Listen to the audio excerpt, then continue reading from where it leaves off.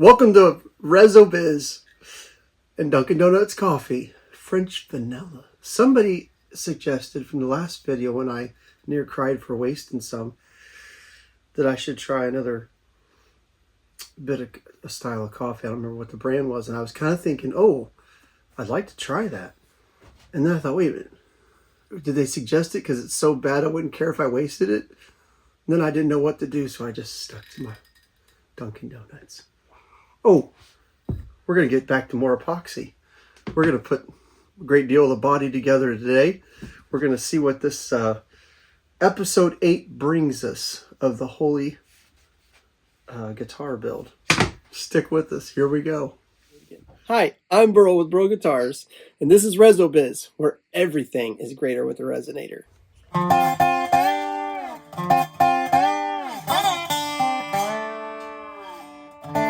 Alright, here's our fretboard. Let's get this thing sanded down.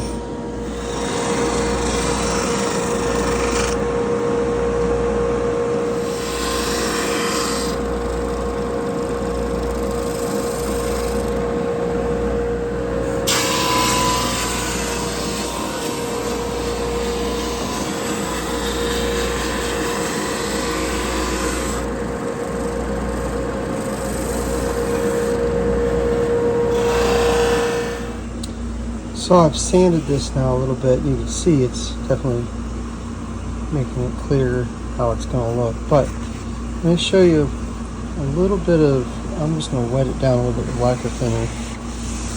And you can see the color really starts to come through. And this is still rough sanded. But we got all sorts of different colors and everything in the.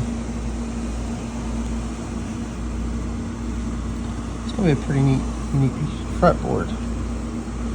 Those are, these are all the holes that were in it. We filled with epoxy, and you can see the different. Instead of just a straight color, we got different colors in the frets now.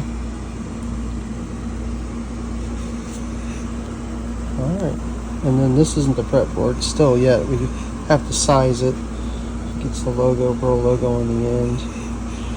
Still more to do, but now it's coming together. Now it's starting to kind of see. Once we clean it up, all the color's going to show through. All right, I got a little abalone here. They're leaves. We'll just do some maple leaves, I think, falling down the fretboard, but they'll be in the positions. So proper positions. Your A, C, D, E, octave, and starting over. And then we'll use one of the Byrl logos with its maple, but with the abalone trim on it. I think that'll be pretty wild. So that'll look really nice, I think.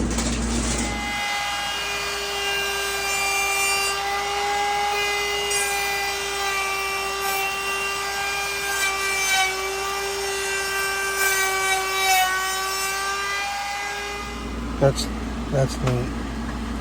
There's a little bit of filling I have to do, but you see that gold flake in it? It's just a wild, this is a very neat fretboard. And that's on the side.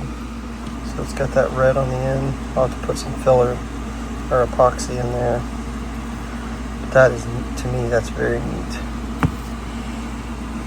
And it's kind of, the gloss kind of gives an idea of, I got that template on there. That gives an idea what it's going to look like. Fun. Alright, so we got an end graft here. An end graft is what goes in between those two seams for the sides. And it runs up and down. It'll be V-shaped, like this. But nothing that big, and we'll incorporate some of the. And then this piece here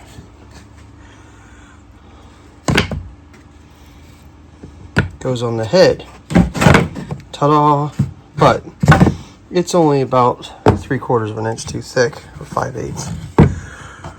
And so I gotta run it through the bandsaw and get a piece that's just a, what's the, like laminate, what do you call it, veneer. We're gonna get a veneer off of it. But I noticed that I got this big pocket in the back, which I don't know, for some reason I thought maybe that would fill in, but it didn't. And it could have too, but it didn't. So I'm gonna fill that. So when I cut it, I'll have multiple pieces. So that's what I'm gonna do right now. Lots of epoxy filling. And then we'll need to shape this neck down and get it closer to the right shape. I'll shave some of this off, this excess, and figure out how we're wanting to use the holes. Probably something like that. But we won't know until once I cut it, I'll probably have multiple pieces I can choose from. So let's just get some epoxy in there. This is what I'm using for a lot of this job. I went through this will be the third one of the set that I've gone through. 5 minutes, that's why I like it. The other one was a slow pour, but it took too long. Just didn't like that. It's more for countertops.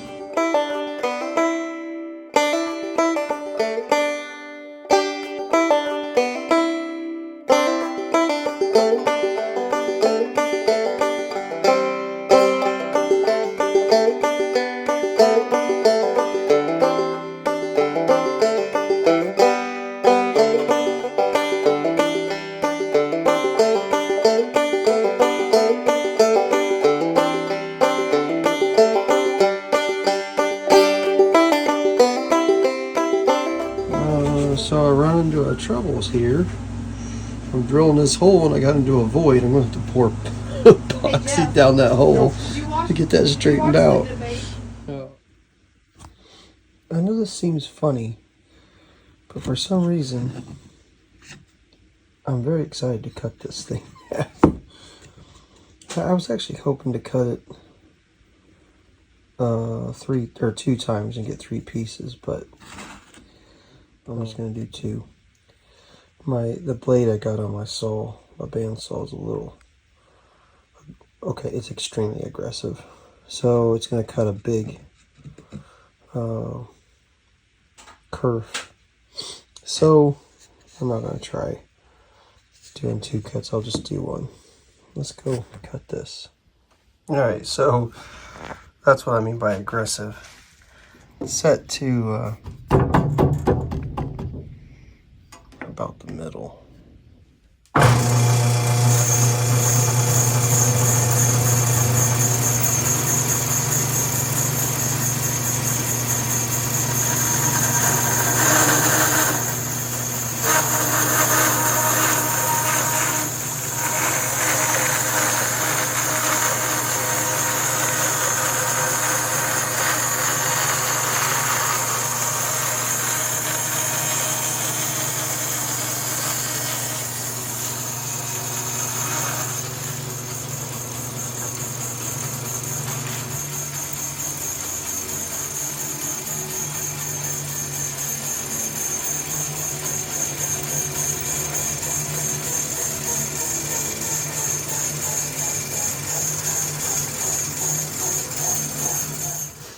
So it's funny, I work real hard to get it all filled with epoxy, and then there's the holes when we cut it open that we find. So I've depending on what side I use, I have to fill a little bit more, but we'll see. I'm going to sand it now just to bring out some of the color so I can see what it looks like. That's kind of what I'm excited about.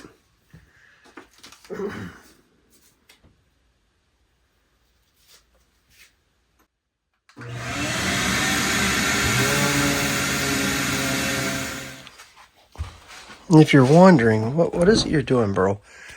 we're making the head plate for the guitar. So one of these pieces is going to be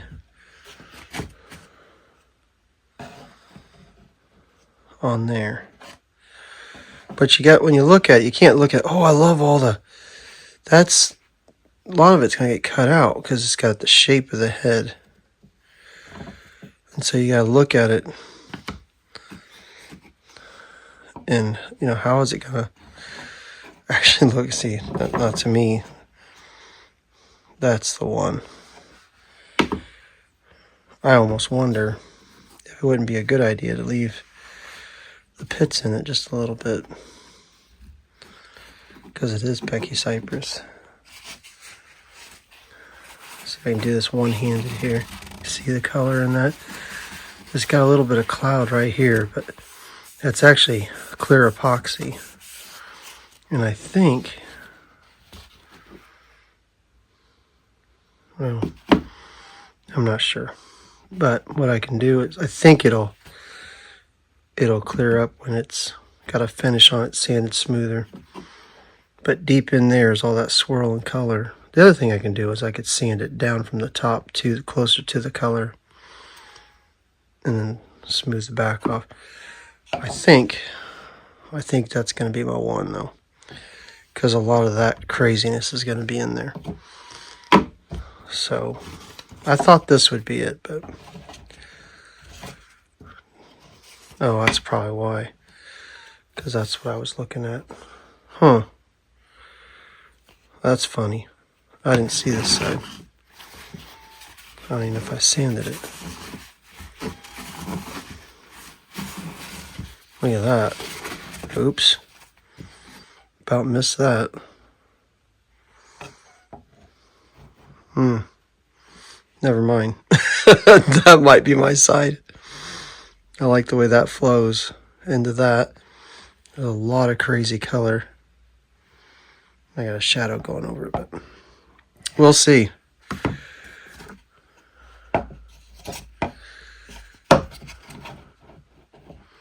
Oh, see, I could fill that and it would still flow. Well, great. Now I don't know. There you go. That's what I'm dealing with.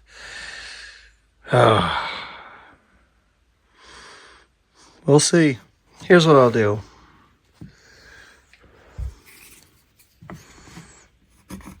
A, B, A,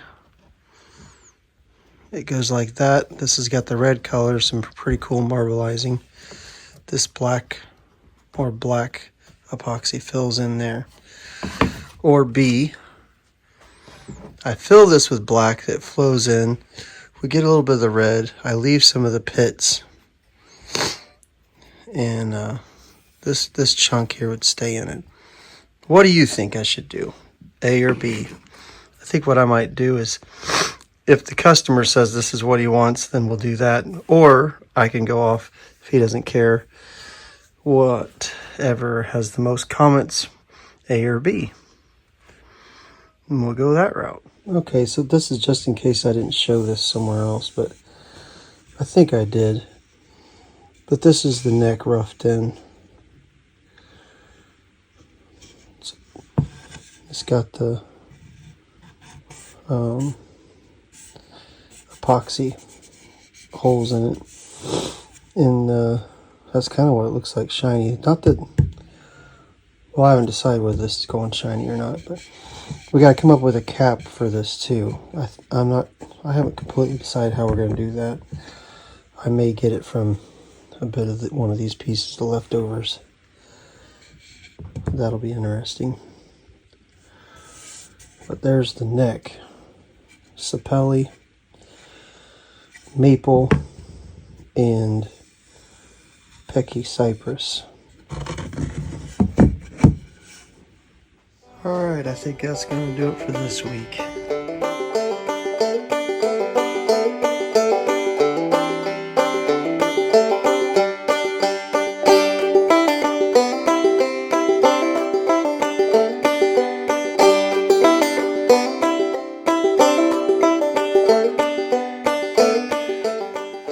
thank you for watching. I think this was a little bit longer video. That'll make some of you guys happy. And if you would, leave a comment, A or B, for the head plate.